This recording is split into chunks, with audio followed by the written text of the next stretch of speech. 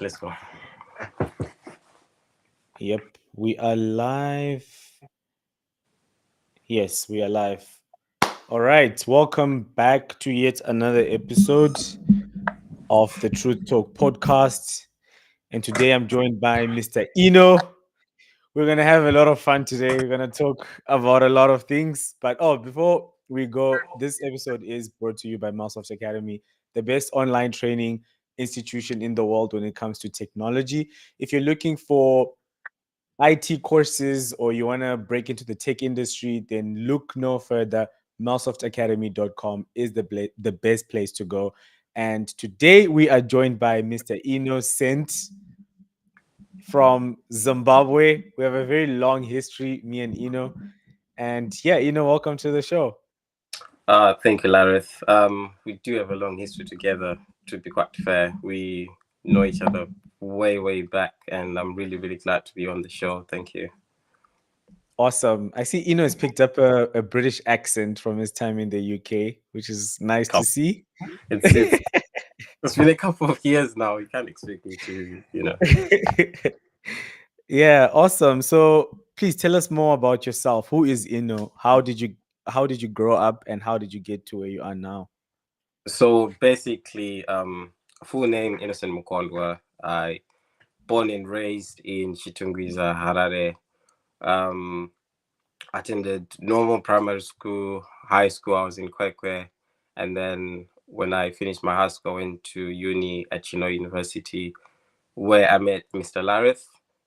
So we used to stay at the same student accommodation for I think about a year. Yep. Um, yeah. So after that, I just drifted with my passion and ended up in the energy sector. Currently residing in the UK. So that's the professional side and just the basics. I love my gaming. There's FIFA and those sort of things, and I do love sport. I play football, I play basketball, and that's just the tip of the iceberg about me. But there's far much more to me than I could describe. Thank you. How would you describe the education system in Zimbabwe? It's very effective. So the thing is, you don't have a lot of things to compare with if you only know one thing. So after I moved to the UK and I got to know how they do their lectures, how they do certain things, it's still the same as in Zimbabwe. But then in Zimbabwe, it's a bit more strict. So you have less reading material and you've got so many things to puzzle out and figure out than you originally have. So it's really decent and it gives you that basic knowledge that you really need to know. So it's really effective for me. Yeah. So when you move to the UK, for example, Yeah. do African qualifications hold the same weight in Europe? Um, yes and no. So the yes part is if you've done your O levels, let's say your ZIMSEC O levels, your English language does not really qualify you to get into a UK university without doing their IELTS tests. So you need to do those English qualifications for you to be able to be enrolled in the UK university. But then if you've written Cambridge for per se, you can just qualify to do that. So subjects like maths, physics, chemistry, and all those things, they carry the same weight. So they kind of choose which subjects carry the same weight and which ones don't carry the same weight. Yeah, that's interesting because I always see a lot of people study here in Africa and then try and get jobs Yeah. internationally, and then they get the reality check of their lives that no one cares about your degree from cut, bro. Which really hurts, to be quite fair, because I remember I put blood and soul in those 5 years. It was really tough, and we've got the year for placement or attachment, which was traumatizing. but they do add up. So you can find a company that's willing to get you fresh from university in Zimbabwe or whichever country to where you are. They get you, they train you up, and because they're really, really big on training, they get you, they train you up, and then you're up and running within 6 months. You don't need any UK experience. So, what led you to leave Zimbabwe? So, I've always been an energy enthusiast. So the first thing was the strong demand for energy professional. Um, so energy is kind of the main aspect here in Europe. So they need a lot of energy professionals who work in the green sector, especially renewable energies. So the stability of the economy and the path of career growth led me as well to make these decisions to transition from Zimbabwe to come to here. And you get cutting edge research and technology when you're at these universities. So that was, no doubt the reason why I had to attend here. Okay, sorry if it's gonna sound like I'm just firing questions, but I really want to learn more. And yeah, okay. How much do people that work in engineering get paid in the UK? It depends. So, I knew you were gonna say that. I knew you because it didn't want to depends. reveal. You didn't want to reveal it. It always depends on one your experience, and one thing that people here are really, really big on is the value you bring to the company. You can be someone with 5 years experience, but the value you're giving to the company is a year's experience. So you won't be paid according to the value that you should be bringing rather than the value that you're actually giving. So for apprentices in the energy sector, I would say they start around 20,000 the list. So that's £20,000 per year. On a more junior role, you're looking around 25 to 28. On a mid level, you start from 30 to about 40. On a senior level, you go from 40. This is where your years of experience really, really count. So you jump from 40 to about 65. And then when you become a let's say managing consultant or a sustainability, a senior sustainability manager, you get 65 to, the sky's the limit from that one, and up to 120K, 130K. Oh, what about the cost of living? Because I'm sure the cost of living is also a bit high. I don't know. Yeah, so the cost of living is high. It's not a bit high. It is really, really high.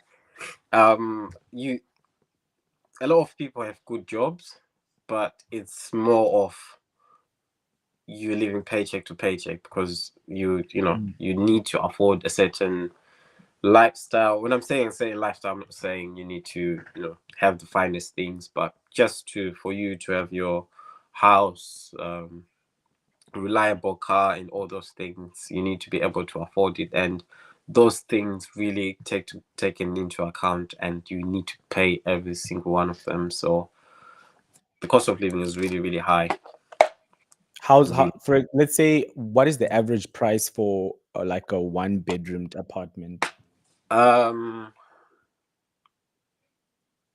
I'm always going to go back to my answer. It depends. So it depends with the location you are. I'm sure this is the same thing is in South Africa as well. You won't get the same house in Sandton for the same price as a house in Midrand. So a one bedroom apartment is around 500 to 700. If it's a studio, maybe just £100 more. Uh, Two bedrooms starting from 1,000 to probably 1,000.3. There's not much difference between 2 bedroom and 3 bedroomed, but mainly that's the prices you get in the like the Midlands. If you're going towards London, the sky's the limit.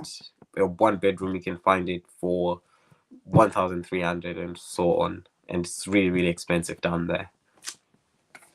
Yeah. We're gonna touch on London, but I guess now that you've brought it up, we might as well just bring it. I knew you were going to touch on it either way.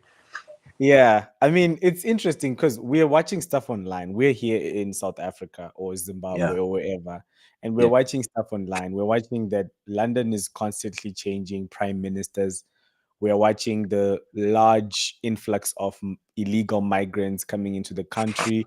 Then we're also seeing a large amount of the population actually leaving London. So, from someone that's on the ground, I know you're not in London, you are yeah. in the UK. What's going on in London? Same. Price of living is too high. People are paying too many taxes. They find jobs elsewhere. I've heard Australia is kind of really good with taxes, so they migrate to Australia, Canada, and all those kind of countries. Um, that's the main leading factor from my own perspective. Other than that, it's a really really good city. I wish I could live in London, but yeah, maybe in 60 years or so, if I'm still alive. Honestly, Just pack your bags and get a nice flat close to Stamford Bridge. yeah, I can, but I'll be feeding on a can of beans every single day till I die. Definitely, noodles and beans. Definitely, Wow. So you need proper money before you move to London. you need proper money if you want to live comfortably in London. You can, but I don't think you can have much to save unless you have a really really good paying job.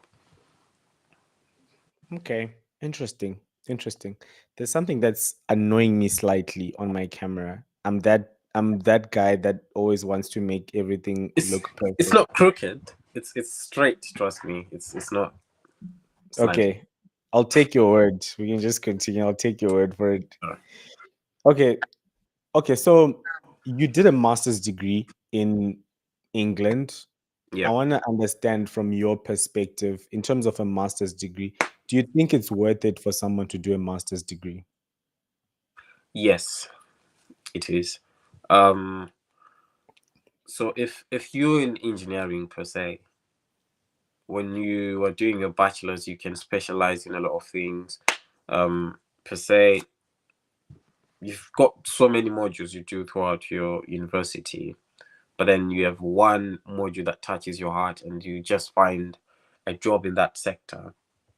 Yeah. So you can be trained, you can have all this experience in that company, but what that does is it shapes you up according to that company.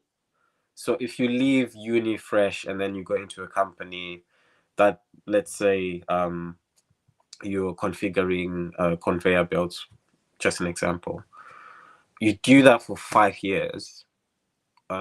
If you then want to leave the company and join another sector, it's going to be difficult for you.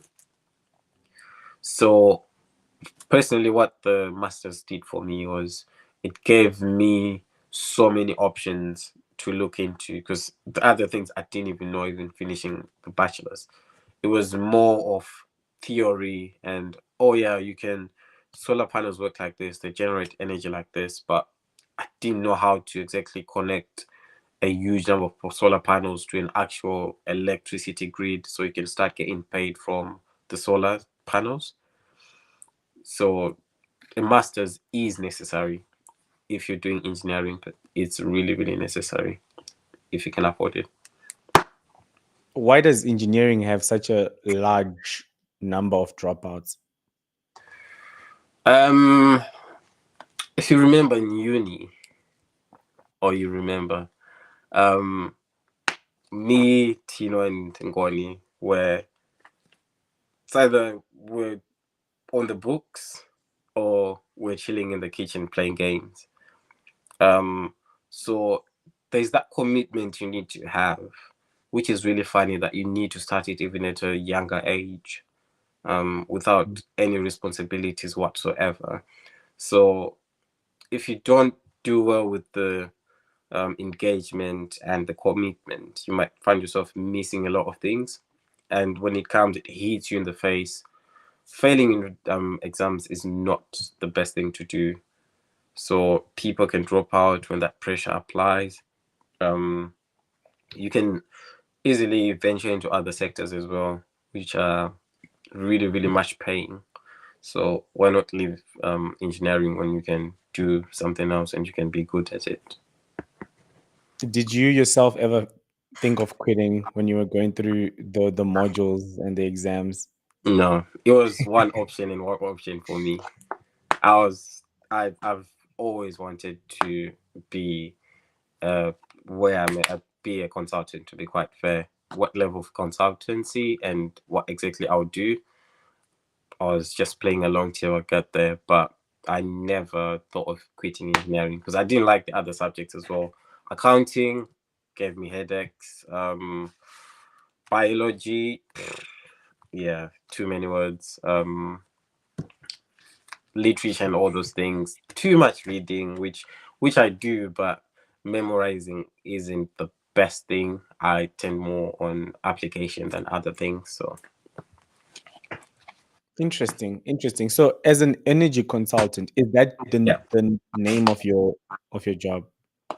So Your I'm a net zero carbon consultant. So essentially it's working with companies, people, estates and all those things to lower their carbon footprint. That is the main drive, and to make all buildings work efficiently. what do you think about people that say global warming is a scam? And I want you to answer my rebuttal before you Um, say it's not a scam. okay, let's look at the climate changes that are happening right now. Yeah, Yeah. you've got winter coming a month late. Um, Summer not really hot, sometimes extremely hot, and all these seasonals that are really changing. And there's been a 1.5 degree, like an average degree increase over the past decade. So this means is if the whole planet was, let's say, 23 degrees on a normal day without any inclusions, it's now 24.5. And that 1.5 degree is a really, really big increase. I know it's just 1 degree, but this is an average across everything. So we've got all the icebergs melting and all those things happening, and they do contribute to climate change, which is resulting in a lot of these hazardous things that are happening right now. So it's not a scam, it's a real thing, and people need to take action on it, which I do stand by 100%.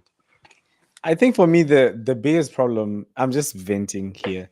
I Go- think that I think that we're doomed regardless. I I just mean, think that we're doomed because when you look at it, so many people don't even know how people don't recycle, people don't take climate into. I mean, governments will meet up at a forum and talk and talk yeah, and talk, and then there's no action taken after that. So I'm like, do we really have hope as a race on this earth? this is why there's people like us to drive that thought, to push it into your mind. Um, yes, we need to take action. If if per se you jump into the ocean and a shark is swimming towards you, do you just stand there, or you at least try swimming? You try, even if you can't swim. You know you're not going to outswim a shark. It's definitely going to get you. But I'm not just going to stand there and say, you know, let it find me praying. I will definitely try swim 2 centimeters and it will definitely take me. So we need to try as much as we can. You know, it takes small things, small habits lead to big change. Yeah. So I'll recycle anything I can if I would. If three people do it, that's a small thing for us. So that's good. Okay. I will try and be better. You have to. You I'm have just so hopeless, and then I just end up not even doing it. But I think that's something that I need to start improving. Yeah, I mean, if everyone starts doing it bit by bit, it makes a change. I know, obviously, there's the big boys, because if I go to McDonald's, they say I need to use a paper straw Yeah. because the plastics are not good for the environment, which I do. But then you've got someone using a private jet to do 64 trips a month, sorry, and they're not even accounting for their carbon footprint. So there's a sort of non-balance there, but everyone needs to take part in it. Okay. All right. Let's just go back a little bit to your personal journey. So you finished your degree in Zimbabwe, then you went straight to England. What were some of the challenges that you faced when you moved from Zimbabwe to England? Um, I think the biggest challenge for me was adapting to the change. So English aside, accent aside, um, there's certain cultures that we do um, back home that are really, really difficult to be understood. For instance, time. I got to understand that 2 minutes is too long for someone to wait. So if I say, let's be here by 3 p.m., if you show up at 2 past 3, I'm going to look at you like, oh, you're so late. But back home, I can show up at 3:30 and I'll just give you an excuse like, I was, I got caught up in this and I expect you to understand because I did show up at the last place. Another challenge was getting used to the systems. You know, you need to have certain things, you need to pay for, if you drive a car, you need to have certain things and all those things. So adjusting to a new system kind of took me um, a while because I just came in and I was expected to know these things by next week. So that was really, really a toll for me. Did you ever face any sort of racial discrimination or anything like that? Not in the places that I found mattered. Um, Obviously, there's going to be objective people who um, have different thoughts when they see people, and I got to understand that it goes both ways. Um, if um, if someone from here was to come to let's for instance to cut, um, you can make jokes with them, they can make jokes with you, same as here. So in the places that I found really, really meta and all those things, I no, I didn't. But elsewhere, yes, yeah, people can do that, which is unfair, but still. What is the quickest way for someone in Africa to move to the UK? Um, so the quickest way, if are you talking job wise? In any way, let's say they just want to move, they're desperate, they're fed up of the economy and the politicians here. Um, so if obviously if you move here, you need to be working to able to supply yourself. So if you've got qualifications, so the recognition of qualifications is one big aspect. So if you've got your qualifications, make sure you keep them in check. If you don't, make sure you get one or two qualifications. Doesn't have to be a degree at a recognized university or any big. You can do a course, polytech, or all those things. Um, and just having the drive to be resilient because things can get a bit tough. Yeah. Um, so you just need to have those things and apply for jobs. Um, Recently, there's been a wave of healthcare sector where people join the healthcare sector to assist with that.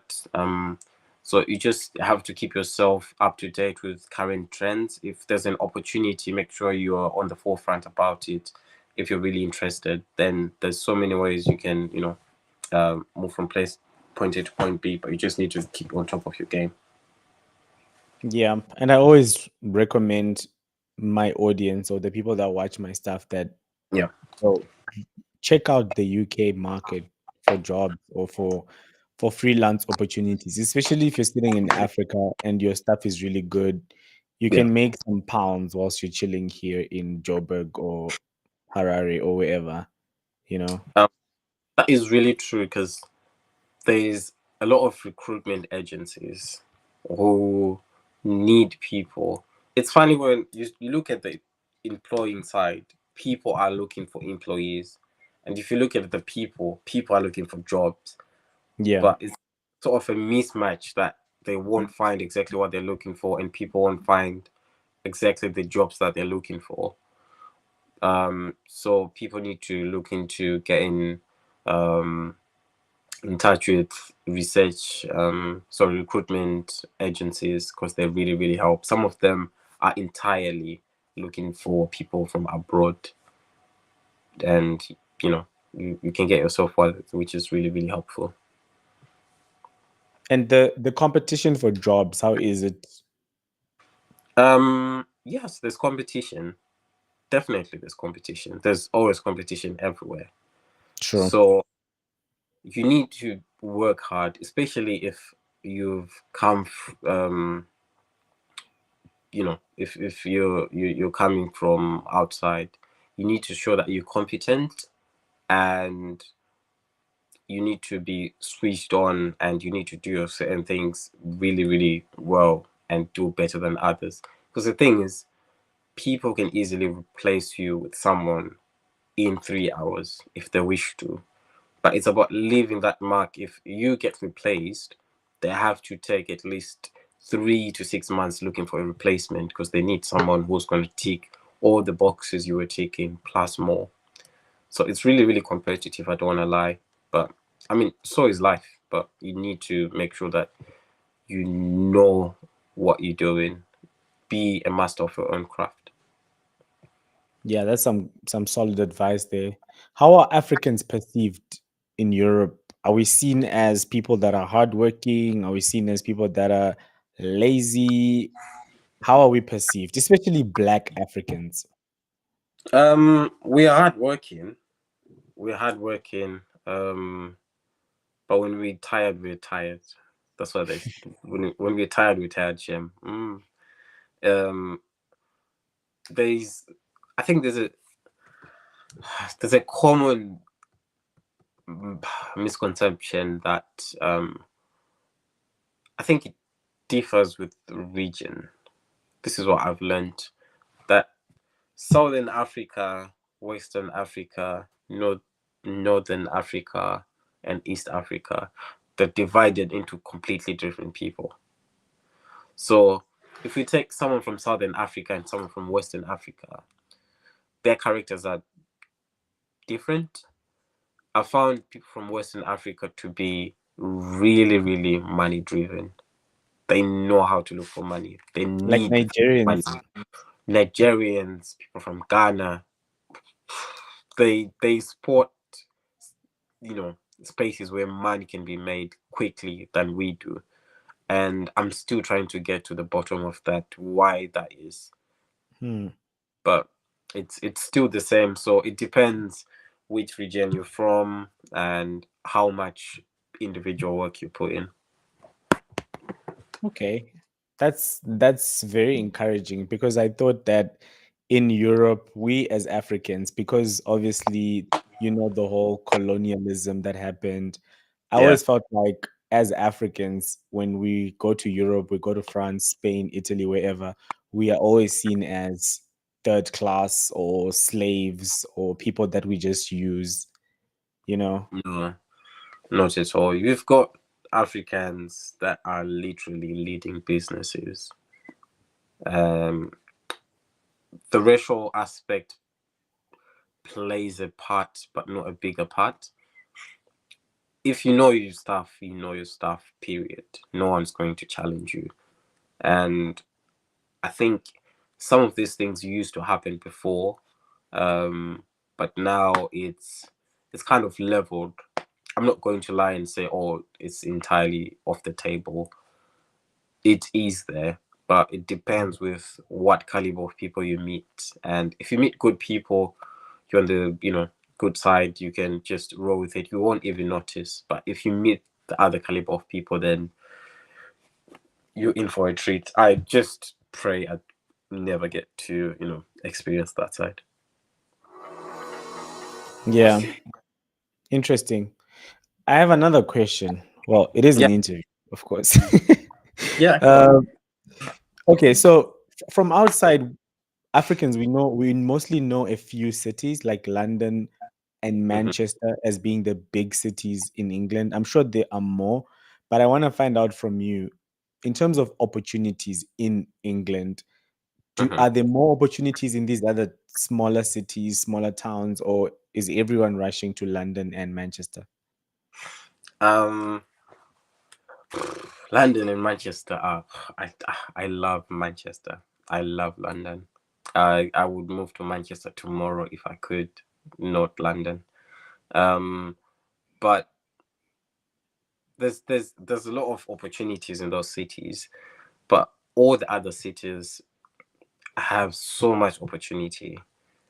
I work in a company called LCMB that's located in Banbury. No one Hmm. even knows what Banbury is, but it's close to Oxford. I'm sure you know Oxford because of Oxford Union, Oxford Dictionary, and all those things. So it's close to Oxford, but on the outskirts of Oxford. And if you're looking into joining, whether it's tech, whether it's engineering, I would suggest look at um, small companies. So if SMEs, let's say there's 20 people, if you get yourself into that company, they'll mentor you, they'll train you, and all those things. And you've got that first-hand information and that first-hand experience that you wouldn't get if you join a big corporation. So Yeah. there's many cities that are out there. I can't even spell. And the thing is, some of these small cities are actually bigger than most of our cities in South Africa or Zimbabwe, but you don't even know them because you only know of London and Birmingham. Interesting. Interesting. Okay. Stop trying to convince me to move to the UK. I'm very happy here. I mean, there's no harm in trying, Larry. There's literally no harm in trying. You can share one of the bedrooms. I'm willing to just try it. Oh, we got that on recording. I mean, I'll oh be no, no, there. yeah, exactly. Just I don't mind. I don't mind, and I live close to Birmingham, which is 15 minutes. It's really nice. I mean, it's lower than Manchester. It's not as nice as Manchester, to be quite fair, but it's still good. And then in terms of tech and innovation, what is the current landscape in England? Um, Interesting because today I was just on LinkedIn and I saw that Meta um had made people redundant from their positions. Have you heard about that? No, I haven't. So people who worked for Meta, let's say content writers and all those things, lost their jobs because of AI. Oh. Yeah, that's yeah. And you look it up after this. It's currently blowing because in Meta's defense, they don't really need them. Um, Yeah. because well, ChatGPT and all these new AI models do the same thing or even better. Yep. So the tech industry in the UK is really, really, really quick. Um, I, I don't know. Just for instance, cash. I haven't used cash in a long time. Um, Everything is sort of automated. Most of the things are automated, um, which is good. And I feel like in the tech industry, people do not stay stagnant. I think if you've done a course and you're doing something, you don't need to just stand there and say, "Oh, I've done this. This is what I specialize in." It will Yeah. go redundant in the next 2 years, and you find yourself no job. So it's really, So really you quick. always have to be like upskilling and getting better. Yeah. The good thing is there's an accreditation system where anyone can do, whether you like to, whether in tech, you're in healthcare, you're in engineering. There's those boards that you can join. For engineering per se, there's, for example, CIPSI, the Chartered Institution of Building Service Engineers. You join it, and then they kind of give you a career path. And you, let's say, if you want to become a chartered engineer, you, on that path, you get all the guidance, all the trainings, everything you need to, so that you can earn your title as engineer. Same as in tech, you can join an accreditation board, and it will definitely guide you so you don't go stagnant and be redundant. In in 2 years or so. Sure. Yeah, that sounds like so much support, hey? So much support, and the thing is, everyone is working literally. Because I work. I'm in the office twice a week, sometimes once.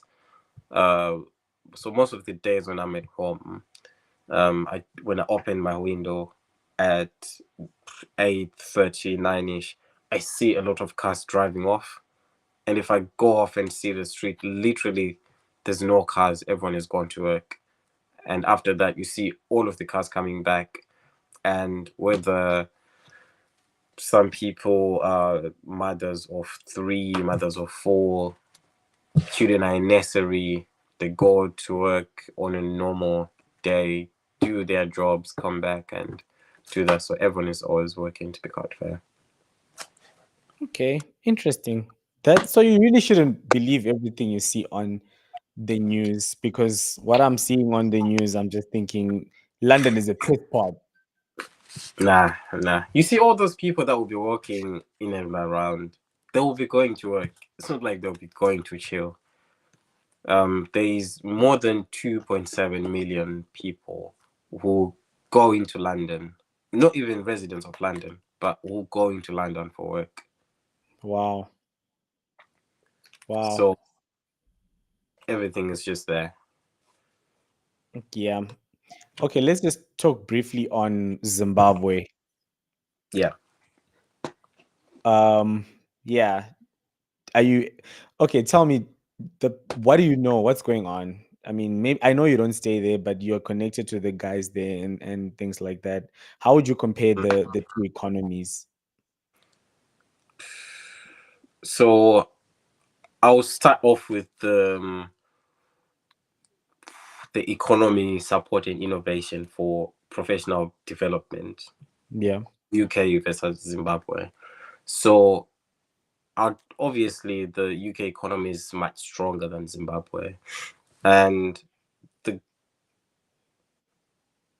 the first thing is there's funding and grants from the government to support um, businesses, to support people, to support you know initiatives. So you get grants like, where in my sector, because people want to obviously get rid of this carbon footprint that's going on.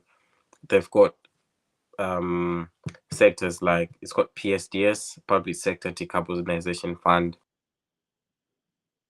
where the government um, gives grants to councils, people to decarbonize. So if you've got boilers that use gas to heat up your house, they will look into changing that to give you an electric heat pump, so you don't have to use gas.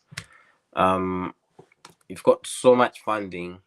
Before I started working, there used to be a solar scheme where the government would install solar panels on your roof, and make sure that the solar panels meet the demand of your house.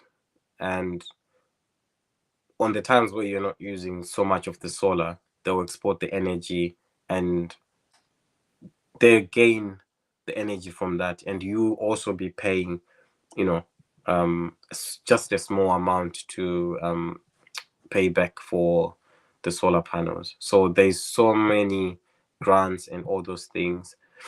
The other thing is continuous development. So in every sector, on most of the job titles that I've seen, one of the last thing that they say is continuous development and CPD options available for you so you can grow da da da da da da. I think the last most strong thing is they've got stronger industrial collaborations. So people from healthcare can collaborate with people from solar to work out something. A friend of mine works for Stripe, the company where you can pay online and all those things. But recently she was telling me that she's working for an electric vehicle charging company, because we need to make sure that you can swipe your card to charge your vehicle. So there's these connections that anyone can have in totally different sectors. Um, with Zimbabwe, the one thing I love is there's so much potential. Not to get too political or anything, but if certain initiatives are driven and then they're seen through and people follow through, there's no need for us to be leaving our families and migrating to distant countries to find better livings and all So those let's say things. you had a magic wand, you could just and get anything that you wanted. What would you do in Zimbabwe or in Africa in general so that you move back home? What would you need to see?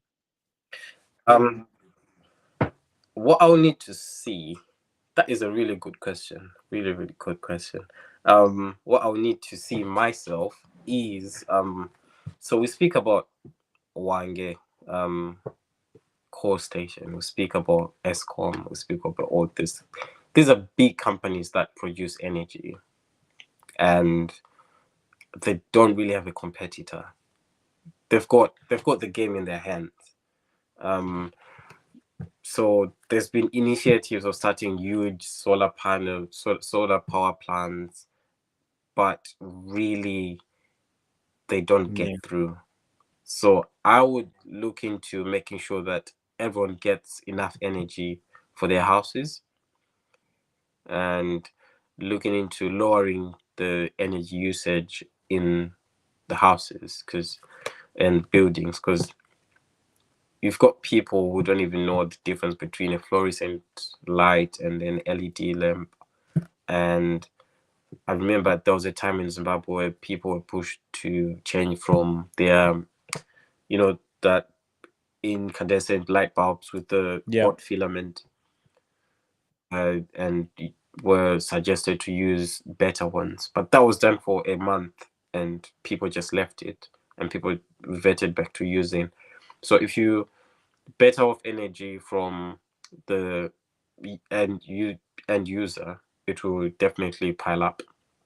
So my magic wand would be that, and would be to move back to Zimbabwe, because that's where my family is. Well, I do have a family here now, but that's where my parents are. So I'll definitely do that. What would you say is your biggest challenge living abroad?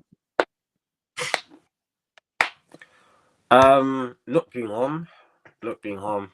I've just been I think it's been 4 months now. I've been talking about coming back to, you know, visit all my friends and see everyone and all those things.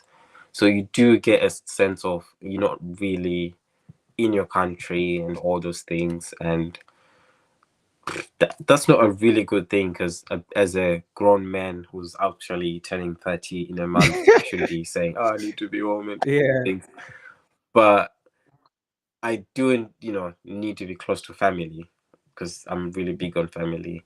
Um, Other than that, it's the sense of not you are free. Trust me, I am free to do all these things, but that sense of walking at along the road like we used to do. Remember when we used to go to the gym hall to study overnight, and then you're just walking at 3:30 at 4, Yeah. all those things, even just by yourself. I can do here, but I, if someone stops me, I don't know what I'm going to say. Obviously I'm going to say I'm just walking, but it's not as free as Yeah. as I would like to be. Yeah. Interesting. Yep. All right. So I'm gonna just give you 1 minute just to share some words of advice to anyone who's thinking of making that leap of leaving home to go abroad. What would you have to say to them? I would say take the leap.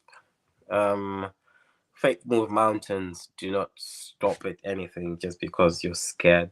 So many people have so many things they want you to do, but the thought of you not achieving it actually ties you down. So just go for it.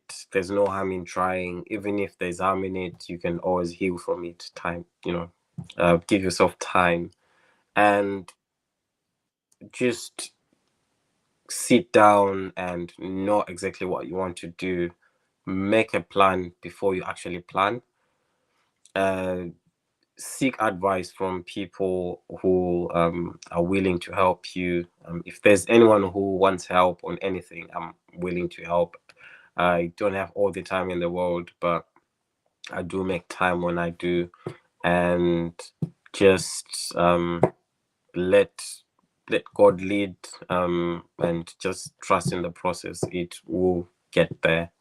If you don't need to leave and you need to make your a statement, because there's so many drives in people leaving their countries and where they are, just make a difference where you are in that small company you work for. uh just there's so many things that need to be done, and there's recognition everywhere. It's all connecting. Whether you think, oh, we're just chilling at work and talking, that's a connection you're making. If you meet someone for coffee, that's a connection. So make the connections and, just work towards what you want to. Yeah. All right. Awesome. Thank you, Eno. That was great. I really enjoyed that a lot. I now know a lot more about England and London and the UK, and I will definitely be there. Watch this space. I'm on my way. Yeah, I, bro, I don't care where you land. I'm willing to come and get you. I'll host you for the whole week. I swear, I'll host you the whole week. Yeah. Oh, awesome, On bro. me. Awesome. Okay, so the last segment is the hot or cold. So I'm gonna ask you 10 quick fire questions in under a minute, and then you just respond by saying yes or no. Okay. Let me let me get a sip of water before we get this stuff. I feel like most of these are going to be hot and cold. Oh, So I try to be kind okay, because it's a fire very away. public platform, and the kids watching, I guess. Yeah, yeah, that's true. That's true. Okay. So go on. Okay, let me start my 1 minute timer. Oh, we've got a timer. Oh yeah, you're not joking Yeah, we're about it gonna then. go Okay. 1 minute. Okay, let me just do this. All right. And Yeah, start. yeah. Go on. Okay, my AI is just tripping a bit, but it's fine. Okay. And go. Have you ever had a project completely fail? What is the Yes.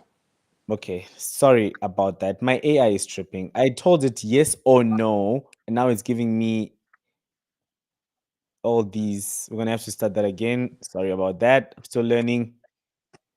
That's all right. Okay, three, two, three, two, three, two, three, two. It's always when you really want this bot to work that it embarrasses you. No, it's all right. It's all right.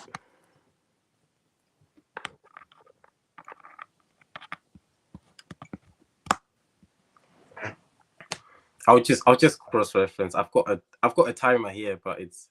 Do you trust me to do the timing? No, it's all good. Okay, I think I'm ready now. Uh, Okay. Go on. Have you ever doubted your career choice?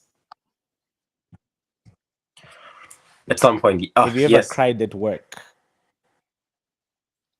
Have you ever had Yes. to choose between work and your personal life? Have you Yes. ever fallen in love with someone from work? Have you ever had a No. crush from someone at work? Do you believe in No. work life balance? Have you ever Yes. felt like an imposter in your field? Do No. you believe passion is more important than skill in engineering? Have you No. ever regretted moving to the UK?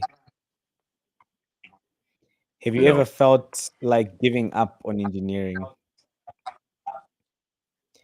Do you No. prefer working alone or in a team?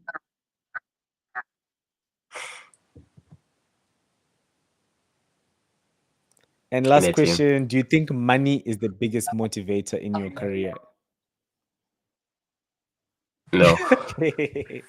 Nice. See how it was Oh, easy. yeah. Yeah. Yeah. Is there anything you That was wanna easy. elaborate So, yeah. Someone. on that? Yeah. So I've never had a crush on someone at work. Nor have I ever been in love with someone at work because we're mostly a team of Yeah. males. Okay. Yeah, and I mean, engineering. Come on, engineering. Um, so yeah, that's off the table. If I ever cried at work, I said yes, but it wasn't work that was Oh, making me okay. cry, so I didn't know how to. Um, uh, yeah, I don't know. As a man, do you admit on social platform for crying? But anyways, Yeah. do I prefer working with a team or alone? I paused a bit there because I I like working as a team, but with individual tasks, Yeah. not to sit together and figure it out together. So let's divide ourselves. So yes, I do like working in teams, but I do like reflecting on the work and actually focusing on it. Those are the first question. I'm sorry, the answers I had to reflect upon. Everything else All is right. alright. Awesome. Thank you so much. It was really great learning from you, getting to know you from a professional point of view. And I think you're doing some really amazing things. Please just keep pushing, keep going. Definitely, you are the future. And I'm sure the day you decide to move back home to Zimbabwe, you're going to be the guy that everyone goes to for consultations. So please keep it up.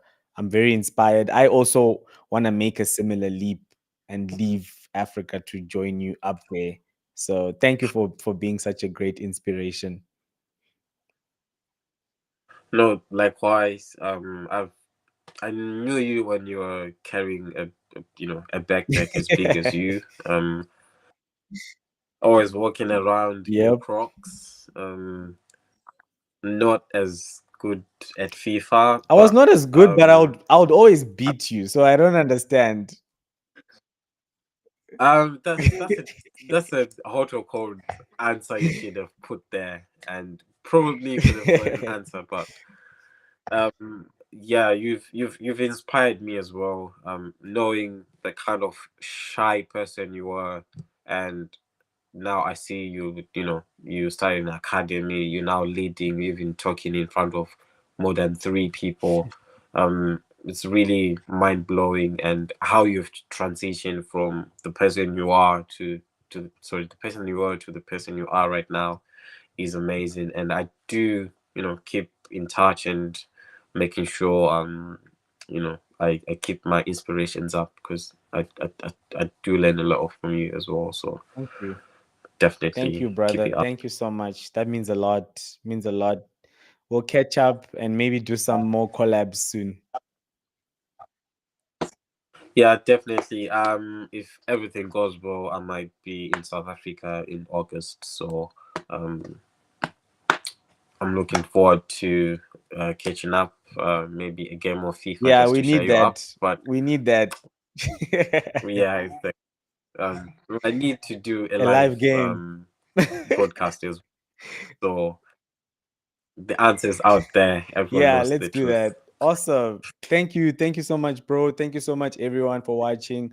Thank you for spending some time. Hope you learned one or two things. And always remember that the truth shall set you free. And take those risks. Make that jump. If you want to move and go to another country, just do it. Because, like you will also succeed as long as you put in the work.